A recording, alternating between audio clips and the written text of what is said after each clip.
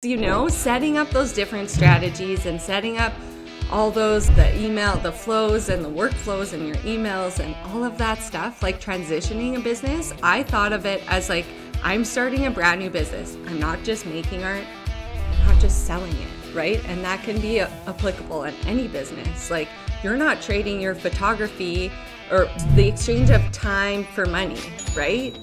And you are like the master of like figuring that out. But in those figure out moments, that takes a lot of like massive focus and energy. This is the Gold Digger Podcast.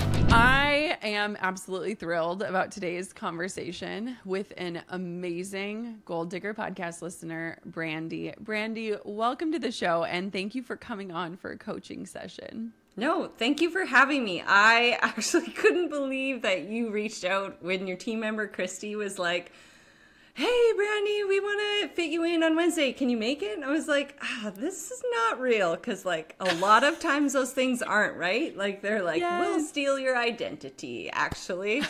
And then Christy was like, we loved what you said. And then I was like, what did I say? Because it was a long time ago. What did I say in this cool moment? Which I want to talk about, those, like, being brave moments and, like, the opportunities they bring. That's a whole another conversation, but just to give you an idea of who I am and what I do, I'm an artist, muralist, podcaster, educator. I wrote it down so I wouldn't forget everything I did. Mother to three, crazy little boys, and we're kind of tucked in to a cool place that's on the border of Alberta and Saskatchewan in the like quiet Canadian prairies. And I'll throw in an A somewhere just for all your I love it. Your international listeners. Because, I meet a lot of women, specifically on my podcast, from America. And they're like, yeah, your accent is just like the cutest. And I was like, what accent are they talking about? So it's not a boat. I didn't go that far. But and I just love empowering creatives to build diverse income streams, and not only that, but like thrive as a creative to avoid burnout, because I've hit it so many times. And I know you talk a lot about that in your book and in your podcast. So a lot of our stories align, and I'm very excited to chat with you. Oh, that's awesome. I always laugh when I tell people I'm from Minnesota, because we're from northern Minnesota. And they'll always say, you don't sound like you are. And I'm like, I don't know if that's a compliment or a dig, but I'll take it. I have a team member from that area. Yeah, it's like the little cute things. It's like I hear it sometimes in you nuance too. Yeah, in nuance. The language. Yeah.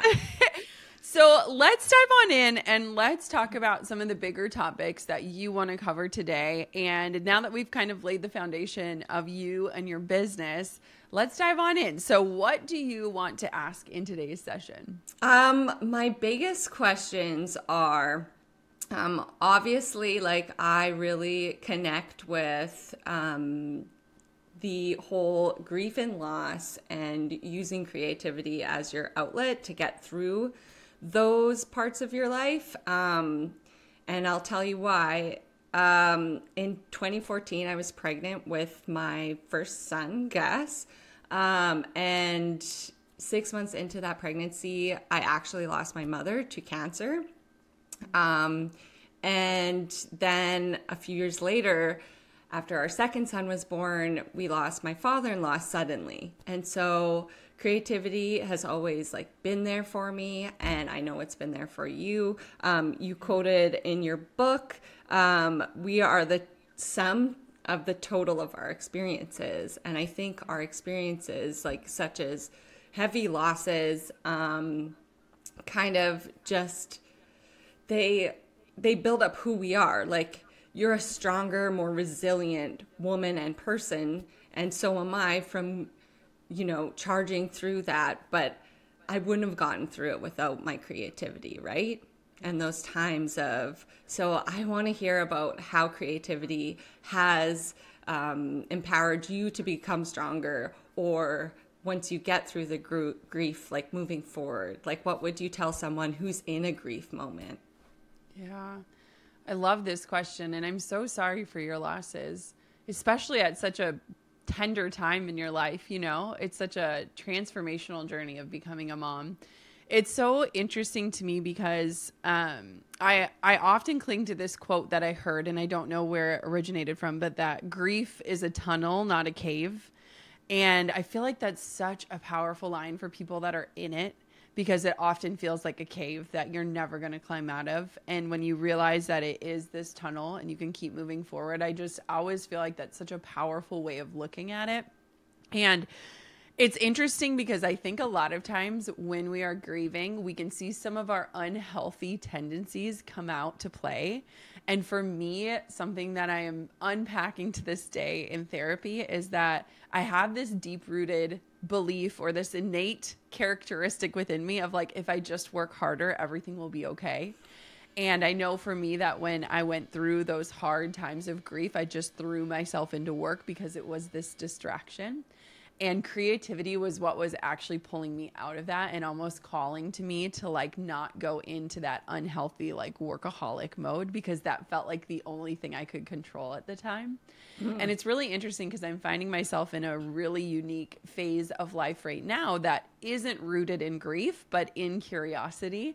And I think that one of the most powerful things that I've done in my business over the years, especially during my grief journey, was build these systems and these things that could be running while I rested, because I was forced to rest, right? And I think that for so many of us, we build these businesses that are amazing, and then life knocks us to our knees and we recognize that we build businesses that don't work if we're not running. And so what's interesting is that I'm in this stage of life now where I have built this business that really can run really well without requiring as much effort on my part, where now I have that more freedom and bandwidth and curiosity to be creative again. And so I definitely recognize for me, and I'm curious for you, Brandi, does your creativity come with ebbs and flows, or do you feel like it's constant? Because for me, it is this roller coaster. So what does it look like for you, especially as an artist? I think it's always there, and I think you can tap into it when there are ways of tapping into creativity, even if you're feeling exhausted, because through that time of grief and like being in the early stages of motherhood, so babydom, where you're like up all night and but I would nap during the day with like those first kids, and then by the time the third one came along, which really throws a wrench in life, by the way. Yes. Whenever someone's at 2 and going to 3, I'm like, don't do it. You're in a honeymoon. You're in this like honeymoon of life. Yes. And let me just say, the chaos makes you do really quirky things. Like I was at the grocery store and I looked in the mirror last summer and I was like holding stuff up and I was like, looked at my running shorts and I was like, the ones with the panties in them. And I was like, I have these running shorts inside out right now. Like, that's like this, that's what you get. Yeah. It's just, chaos. You can't. And my husband's like, how do you make that mistake? Like, you put them on, number one. You get like, dressed in the dark because you're taking care of kids. You walked out of the house. You went running. You went running in the neighborhood, and then you went to the grocery store, all in that. I was like, I just that's where life's at right now. So, like, obviously your life and the way time works for you always changes, especially with little kids. And when you set up routines that are always changing, but if you stick to those same routines, like at that point when I was napping during the day, I know they went to bed at like 6:30 at night. So I would have my chamomile tea and I would head into the studio and I would work. And then like when I wasn't doing that and I was somewhere else at night, I could hear my music because I usually would be creating at that time. And now I have to get up at the crack ass of dawn. Can I say ass? I don't know. They might bleep you, but okay, that's fine. There'll be several bleeps. I'll try not to. I'll get up at the crack of dawn. The beautiful sunrise. Yeah, so that's changed. The routine has changed. And of course, my business really changed because I suffered burnout. I've suffered burnout a couple of times, actually. It's just kind of in my personality to go to full force. But I can relate. yeah, yes, I definitely know that. And I suffered burnout from like making too much art in this time of, and I was just like, art was really great through that grief period. Making art, it was always there for me. And then there was this phase where it was like, okay, I'm getting like a little more freedom in my business to create more custom artwork, which was my like really cool portrait process, right? And my art consultant, so it would be like an art coach, she was like, people love what you do and they love those custom pieces, so let's really focus on that. I was like, okay. So like my type A was like, let's focus on that. And then I would have like 8 custom orders a month, and it was so crazy. And I was part of my friend Shannon's mastermind, and she is like, this is really great, Brandi. I'm so glad you're succeeding. However, is this sustainable? And I was like, I'm fine, Shannon. I'm fine. I just don't want to paint portraits anymore. No big deal. And I might go crazy if I do another one. And they just kind of laughed. And I was like, okay, that's a pretty big deal if you're a portrait artist and you don't want to paint portraits. Yeah. And it was like Christmas Eve, and I was like doing a custom order, and I was like, I can't do this anymore. And I hired a studio manager, and we like dreamed in my studio for months. And then like, that's when the podcast grew. And I also thought of my book title in a massage, which was crazy. Aww. Sitting up with your shirt off. And I was like, hold on, I have to do a voice recording. I got this. She was just like, what's going on right now? What's this crazy lady doing? I was like, I just thought of my book title. I know you don't understand, but like, I just have to do this right now. Because ideas, like, they're like Liz Gilbert talks about in Big Magic. They they might jump to someone else. You have to write them down or make a voice memo or whatever you can do, or do it on your watch while you're running, or whatever you can do to like capture that magic and that idea. And then it's just grown into like changing my practice into all these other things and becoming focusing on making big murals, and then teaching other people how to make portraits, which was a really big, because I like could have kept that secret, like of all my tricks of like making portraits to myself.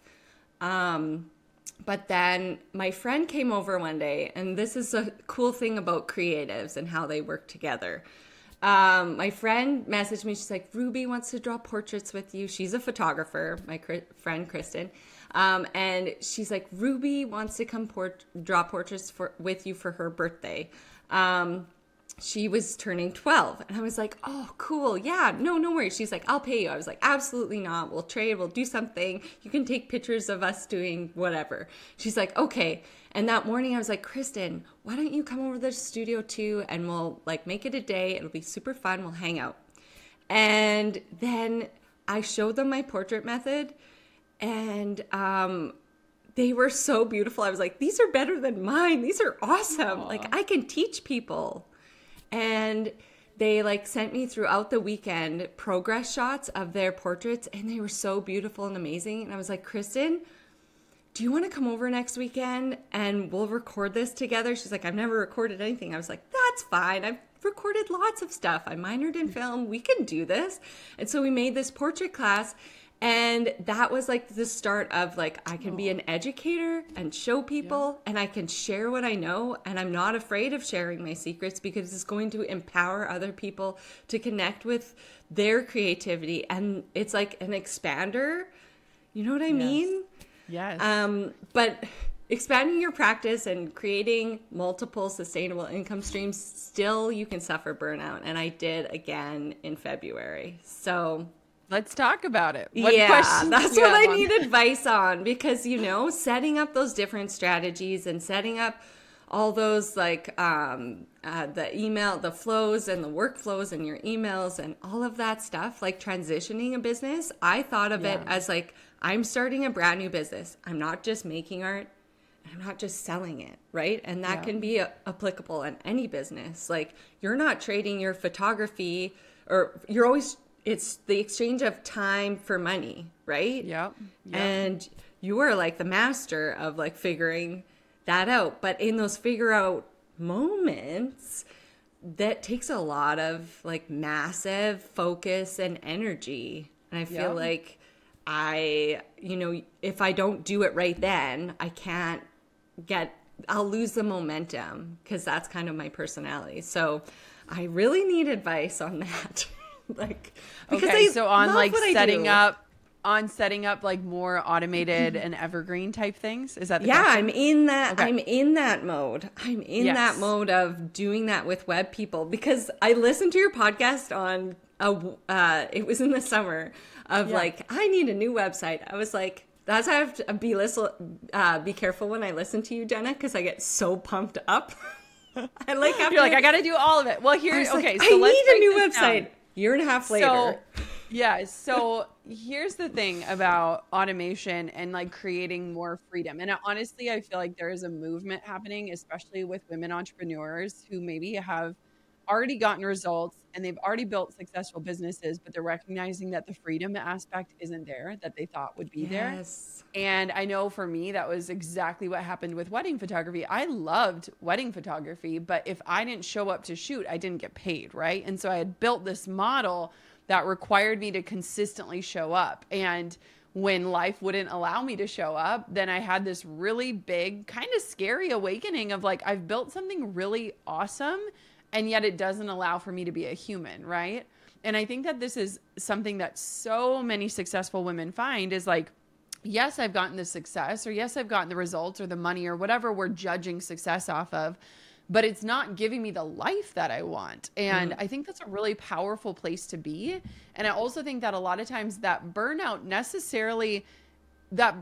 isn't necessarily an indicator of overworking. It's that like you recognize that you can't stop working. You know what I mean? And not always, but I think that happens to a lot of us. And so when you're starting to think about creating more systems and funnels and automation and things that can run on autopilot, I think a lot of times we think we have to start from scratch and build from the ground up.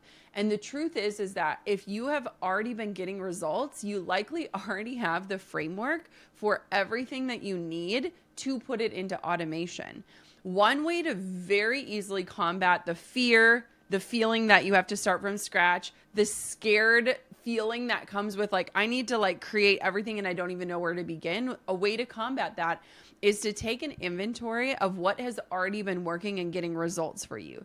So if you've already been making sales on something, there are probably a few key pieces to that you already have created.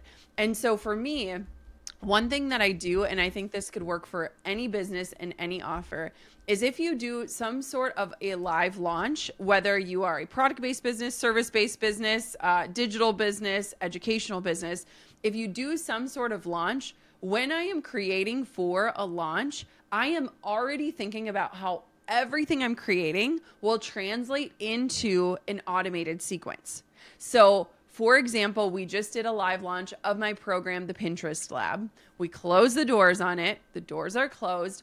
Now we are taking time as a team to look at, okay, what worked, what needs to be tweaked, what makes sense when it's live, what doesn't make sense when it's automated. And we're basically paring down every aspect of that live launch and then popping it into automation.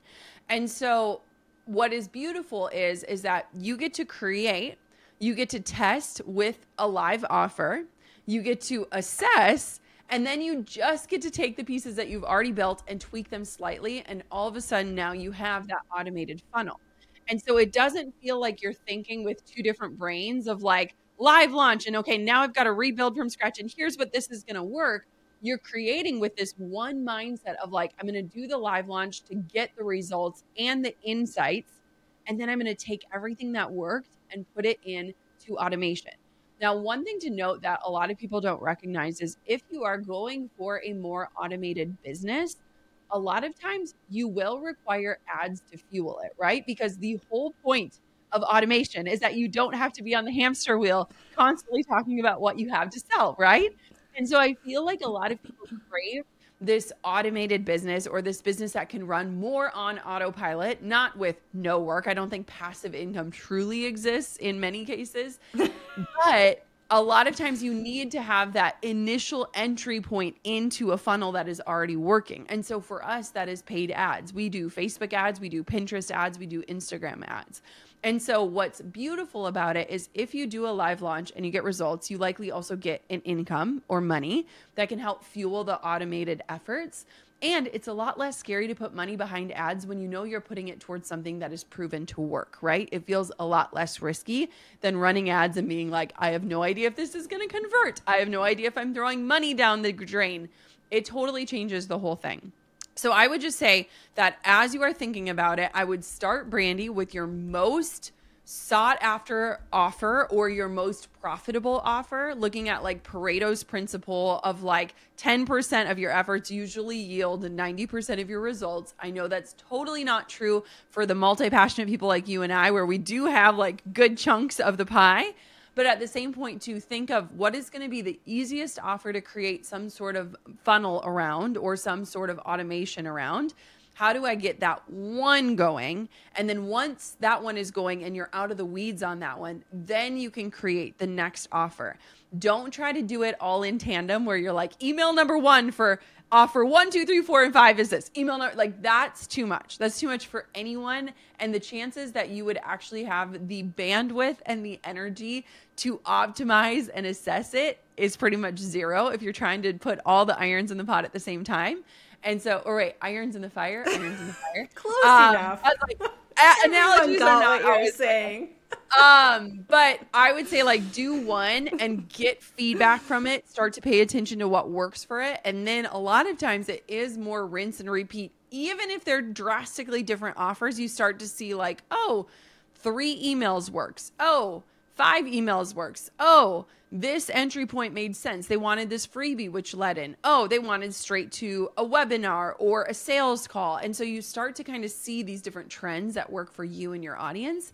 And then you're able to really just apply all the info that you have to the many different offers across the board. Does that help simplify it a little bit for you? Yeah, I love what you said because like we have a lot of stuff set up and I've just recently over the past year started working with a team. Actually, my team member I was like, we have to do Pinterest. Like we have to do it. So I actually bought her your training for that. So our launch in Pinterest. For your artwork. Yes. And like, I just didn't have the bandwidth to do, like, I only can at this point with all the kids and the hockey and the things, like, I'm like, I only can do Instagram. Like, I'm really great at creating really fun content. And I know that. And I enjoy doing it because that is another creative outlet. I especially love Reels. And when we look at it in a really positive light, it works for us. And so I'm just learning to work with a team and delegate. Yeah. And I mean, I'm like a nice person. So I'm like, could you please maybe you know? If it's not too much of an inconvenience, can you please help me? If you can't do even it, it's totally fine. But I don't want to take up too much of your time, even though I'm paying you. But so I'm just figuring that out and like it's working out. And in fact, in your community, I have found another team member, which was really cool, which I love how you highlight and empower and encourage that in your community, people to find others to help them in their business. So I love what you said, though, because I can apply it to you know, like I said, our portrait class is kind of our most viral class. And in fact, my data person the other day, she was like, who's from your area, she was like, so portrait class still seems to be just killing everything else. So, and she's like, people just seem to love it. And I'm like, okay, so like when you're saying that, I'm thinking like, I should probably tell Alex to really focus on just that in Pinterest. Like, let's just do the one thing. Do you love these portraits? Do you want to make them yourself? Because we have this secret trick that even if you don't know how to draw a portrait, that would work really well and translate on to Pinterest. But like, it's really hard for me to hold back and be like, I could do this and I could do this well, but I have to like trust Alex to.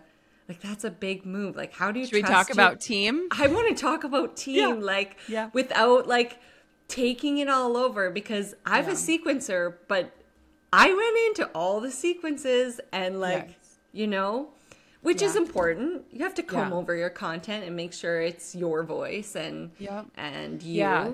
So you're at such a pivotal place as an entrepreneur, and also a place that so many entrepreneurs don't prepare for or even think about when they start a business, right? You never start a business thinking, I'm going to be a boss someday, right? Like that isn't a lot of times how we go into business, because especially for people like us who bootstrap everything, it's just us. We're all the people. And being a boss is really hard, and delegating and letting people care for your baby is really hard. And one thing that I've been struggling with and working through is remembering that like I am the visionary. And when I have the time and space and freedom to let myself be creative and have the visions, everyone does better. And when I'm in the weeds of trying to micromanage and do all the things and ideate and create and do everything, that doesn't allow me to like rise up to like really cast the vision that is necessary to continue moving forward. And so figuring out kind of what that looks like for you. And one thing I've been really focusing on is setting aside time for deep work, because as a mom and as someone with ADHD and someone who is multi-passionate and who loves all these different things and has a million ideas, deep work is so hard for me. People talk about it and I'm like, how do you even like get into deep work? Like my brain doesn't even operate in a way of like one track mind. I hear that. Yeah. And so I've been really like protecting my schedule, and what a privilege to be able to do that. But to say like Mondays, I'm not taking any calls or meetings. Like that is the day where I like get to ideate and think through and think ahead. And, you know, I was writing the other day and I like set aside time for that. And it's like, if I had a splattering of meetings or different things or calls with my team, I wouldn't be able to like sink into like, oh, I feel like writing today. Right. And so one thing that I will say that has been super helpful for me, there's this book by my friend, his name is Dan Martell, and it's called Buy Back Your Time. And for anyone that is in the beginning stages of hiring a team, or curious about hiring a VA to help with your business, or just trying to figure out like, where is my time most valuable? And I'm not saying where can you make the most money, but your time is most valuable with your children. Your time is most valuable when you're ideating. Your time is most valuable when you're passionate. And so I'm saying valuable, not just from a monetary standpoint, but from a life-giving standpoint. And inside his book, he talks about this principle, which I don't think he developed this specific principle, but it's a fantastic read. But the principle of the visionary casting the first 10%, so ideating the 10%, allowing the team to take 80%, and then the visionary circling back for the final 10%. And that has been a really helpful way for me to think about my work, because I love ideating everything. Like everything, I want everything to come from me, right? Like it's my business, it's my brand. I want it to come from me. And so when I think about that 10%, like I get to pick all the topics for the solo shows. I get to pick the guests for my podcast. I get to think of what the blog post will be. And then coming up with, you know, those first few bullet points or the main idea of it or whatever that is, and then letting go of that 80. And then by the time it comes back around, I want it to be as close to completion as possible, so that my work is as least amount as possible, but that it's again, honoring that initial vision. And so that has been super helpful for me. And I think it would be helpful for people with teams to remember that like, you don't need to be in the like 10%, then the 20, then the 30. And then it's like, you're not getting any work done. Your team member's not getting any work done. You're both frustrated. You're spending your money. You're not creating anything new. And so that has just been a really helpful illustration and goal that we've set within the team of like, by the time it comes back to me, I want it to be at 90%. So that might be something that's helpful for you, but it's a hard process. And you also don't want to lose yourself, the heartbeat of your business, the voice of the business in that process as well. And so there's a lot of learning curves that come with it. Yeah, I love that. I love that 10%, 80%, 10%. That makes a lot of sense. Yeah. And for other people who are maybe not at this point and they're like, I don't know what they're talking about sequences, like, because there's not. And in fact, we did diversify your income course for creatives because like people don't know what those like a sequence means or, you know, like actually a lot of people don't. Yeah. And so Small goals like every day, right? Small goals like my very first goal was to afford cleaners to come every 2 weeks. That was my first goal. And then my next goal was to afford cleaners every week. Because I live with a bunch of boys and there's like, I'm pointing because I'm looking right now. The cleaners come on Thursday and it's Wednesday and it's so disgusting. Like you walk around and you're like, how and why did this happen? And it's like, I'm glad they're out of the stage of diapers and poop because there was lots of poop in places and you're like, wow, or why? And, or like total disasters. They're so gross. Like if you would have told me when I was 19 that I would be the mother of 3 boys, I would have been like, no, I'm an independent woman. I'm not having children. What do you mean 3 boys? And so I found myself in this really fun world of, they love to go outside. And so I love being outside with them. And I couldn't, ask for more, which is, you just got to follow the flow of life and see what you end up with. But yeah, for the people who are like, I'm not there in the business yet, take those like small little goals of like your life. How could you free up your time, right? How could you free up your time to pursue your passion? And there's a lot of people who aren't even pursuing their passions in the first place. And I realize it more when you get like, and I'm sure you get random messages too, that you're like, oh my gosh, I didn't even think of that. And I forgot what that felt like back then, right? Like one woman reached out recently. I was at my opening and I had bought myself a jacket at the place I was showing at. And she's like, good for you for buying yourself things. And I was like, what do you mean? Like you have to ask someone to buy stuff? Like, it's just like you forget that other people are, going through other things in their lives or having to battle, maybe having enough or having to ask someone financially to get something for themselves. And it takes you back to those like small moments. Yeah. I do have another question that I definitely want to get to before we lose our time. I came off a really big project last summer. We did a 3,000, let's see if I can get my numbers right, 3,082 square foot mural project for truth and reconciliation in my community. And it was massive. And I had a team of amazing people I worked with, and it was with the community, and it was really physical, and it was physically and mentally demanding. Of course, coming off of that was like, I was very tired, and it took a couple of months because it took 2 years to prep and plan, especially with like such a important subject matter. But like this huge contract, because I'm a contract worker when it comes to like murals and education. Like I also have online education, but I actually work in schools too with an art academy.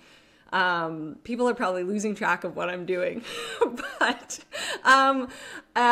so I had this huge project that took all of me, and it was like the most exciting thing I've ever done in my life. Like I was on cloud 9, literally up in the air on a lift, and I was with an amazing woman who was there with me the whole way. And I loved at the beginning where someone's like, you got to find a teammate who you visualize hugging at the end of this huge project and crying together. And that happened. It took a while to get there, by the way, but that's a whole nother story. How do you come off of, and that project allowed me to finally hit, for the first time ever, very, very big financial goal for myself, which is really exciting. But then you're like, how do I do that again? Like, you know what I mean? Like you never know what's coming up and how to have that sustainability almost with those projects. Like it's scary. It is. And that's where I think, especially too, I just was talking to a friend, and the number one like problem that entrepreneurs face is that inconsistent income and just that like fear around like, how do I duplicate it? Especially too, when it is such a huge success. So one thing I've been pondering a lot in my life, just on a personal level, is just like, do we have to continually outdo ourselves? And it's a big question because I think that a lot of entrepreneurs are achievement based and like they want to continually grow. And I think growth is beautiful, but it becomes a problem when we're only measuring certain areas of growth in our lives. And I think for entrepreneurs, the easiest one is to look at income. And one thing that I think is really interesting and a challenge that I would give you, Brandi, is like, is there a way to figure out your enough point, which I talk about in my book, I talk about on the podcast as well, but figure out how you can get consistent with just hitting your enough point through some of these other offers. And again, the focus is not just financial here, it's on freeing up your time. Because what happens if you are on this hamster wheel of generating income and you get this amazing offer and you can't even say yes to it because you don't have the bandwidth of the time and the energy that you just talked about, right? And so I was talking to a friend who was trying to like outdo her best year ever, and she was already feeling discouraged a few months into the year because she wasn't hitting these big goals. And I was like, well, why do you need to hit that again? Like, that was amazing. That was incredible. But like, if I'm looking at like the wheel of life that is talking about health, relationships, family, environment, like all these areas of your life, like income and business is just one little piece of the pie. And so I would just say, figure out what your enough point is while you hit that incredible financial milestone. Is that a requirement for you year over year? If yes, then how do we figure out how to do that? But if it's not, how do we figure out how to consistently hit your enough point so that you aren't in a state of fear, or you're not fearing about security and safety when it comes to financial things, so that you can be creative? Because I've just realized that creativity cannot live within us when we are working from a state of fear, right? No, totally. And so right. I think that that's the big question that I've been pondering, like this existential crisis of like, do we consistently need to outdo ourselves? Like, is that actually a requirement for success and happiness? Or do we evaluate, like, was it hitting that financial milestone, or was it like the actual work and the community and the camaraderie behind it? Like, what was the secret sauce in that project that made it so incredibly special? And then kind of reverse engineering that. And so I just know for me, there have been so many times, and we talked about burnout a few times, but there have been so many times where the burnout comes when I hit a financial goal and it didn't feel the way I thought it would. And so I've just realized over and over and over again that it's usually not the money. It's You're almost right. always not necessarily the money. It's the energy and the bandwidth and all the other areas of your life that are either thriving or suffering because of that pursuit of the money. So that's something I'm like literally unpacking in my life, and probably not a helpful answer. But I just think that if we can figure out how you can consistently hit that enough point more on autopilot, then you will have the bandwidth to accept those bigger proposals and projects when they come in. And if you're not there yet, it's going to be really hard or stretching or likely lead you to burnout to say yes to a project like that when it comes, not if it comes, when it comes, because you haven't necessarily set up the back end to support that. Does that make sense? It makes total sense. And really, like, those projects weren't ever, like, that's not my personality. They weren't ever about the money. Yeah, totally. Like, no, we and didn't I even know if we were going to that. fundraise enough, right? Yes. Like, but we did. And then I got to give back a whole big chunk of that into community programming and funding, which was the why of that project. So you're talking about like connecting to the why we're doing things. And I think a lot of people can hit that button a lot, like the why behind it. And thank you for that really good reminder. I love that. Yeah. And I know you weren't focused on the money, but I have just seen this trend in myself and in others. A little bit. It's to get caught up in it. It's stressful. That's like the biggest stress point for any person or family or like you're like, oh, I sold a whole bunch of this. Then why isn't it working at the same time this year? Yeah. I don't understand. Yes. You know? Yes. Yes. Oh my gosh. Okay. We have time for one more quickie and then we'll sign off. Okay. Those were my questions, but I'll ask you anyways what I ask on my podcast. I want you to describe your ideal perfect day in your life. Ooh, I love this. Okay. So I was joking the other day and I'm like, I'm too young for this to be a quarter life crisis and too old to be going through a midlife crisis. However, I'm going down many rabbit holes. We'll see where they lead to. But we're going to start a garden this year, and I'm very excited about it. We built our home, and so now I just feel like this is our soil and we're not going anywhere. And we might become beekeepers, to be determined. And yes. I'm making sourdough bread. My oldest daughter is also gluten-free now. And so I wanted to go on the quest to figure out how to make great gluten-free sourdough. I can help you. Great. Yes. I'm taking a community ed class. This is where I'm at. And I joined the local rowing team. Wow. So I am investing in what lights me up outside of work. And so my perfect day now would be a lot different than maybe even a month ago, but I feel very excited about this stage of life and curious and ready to like do things that require slowness. And so that's where I'm at right now. So this morning I made my own cashew milk and fed my little sourdough starter. And it was a great start to my day. And I'm kind of loving this phase of life. We're basically one step away from getting chickens. So here we are. I am looking at our chickens we're going to hatch. That's there we egg go. Rotator. Yeah. I'm such a geek. Like, I love it. It's fun for the kids. They go to my dad's because we kept them a little bit too long the one year. I was like, actually, I think they're good at the farm.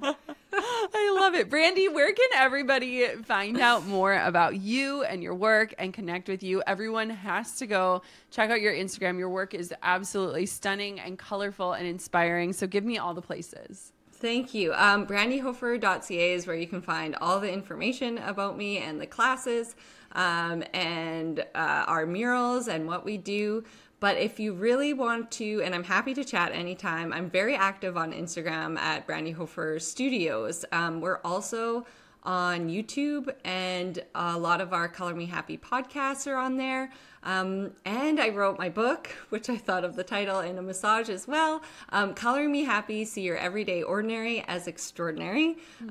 So our podcast is called Color Me Happy as well, because I just want people to truly see their everyday ordinary as extraordinary, because there are so many parts, like you said, of you and your day. Like you're not just your podcast or your business or your family, but you're like, there's so many more elements, and you want to hit those little things every day. Like you want to row, and you want to cook, and you want to spend time with your family, and you want to do work because it's your passion and you love it. It's a part of you and who you are.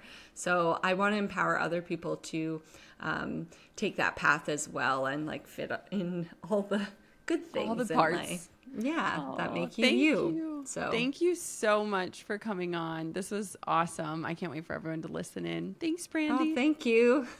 Have a good day. Hey, thank you so much for watching this episode of the Gold Digger Podcast. I'm so happy you're here. And to make sure you don't miss any future episodes, make sure you're subscribed to the show. And if you loved today's episode, which I hope you did, check out this one next. I think you're going to love this video too. If you're an entrepreneur, there's a really great chance that you are also creating content. And while you might not be quick to call yourself a content creator, the work that you're doing surrounding your offer, whether it's a digital offer, a service, or a physical product, is considered content. If you're showing up on the internet, if you're posting anything, if you're shooting off email,